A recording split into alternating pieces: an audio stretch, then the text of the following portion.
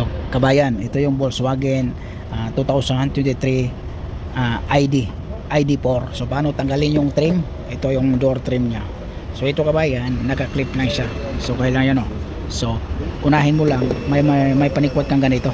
So ibig sabihin mauna dito sa gilid. Kasi inuna ko sa kuan eh. Dito ko inuna eh. Pwede rin dito. Dito ko inuna eh. Dito ko inuna, oh. Sikwat dito, sikwat, tapos dito na. So kasi hindi mo talaga mapapansin yan kabayan, tapos matibay siya. So pag ganito lang pagtanggal ng panel, tapos mayroong tornilyo sa lubog, sa baba, ikutin mo lang yung plastic.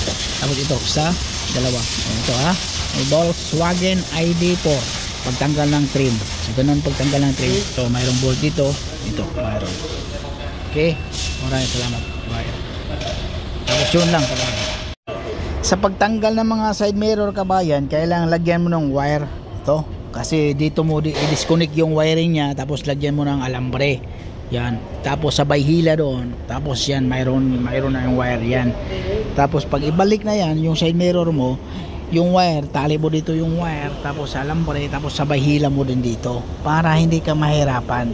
Yun ang technique. So, bali ito, may iwan to sa pintura. Dalhin sa pintura, nandyan pa rin to. Kasi importante yan kabayan. Okay. Volkswagen YD tayo kabayan. Wow. Volkswagen ID. Ito yung ID4 2023 model. Yan, oh. Matibay talaga siya kabayan, no? Matibay yung buwan na to.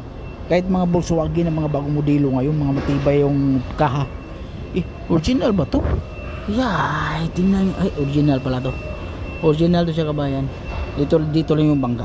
Yan, bago yung pintuan, bago yung mga accessories, 7 accessories to. Yung may to. Kasi blending na tong pintuan na to eh. Tatanggalin natin yan.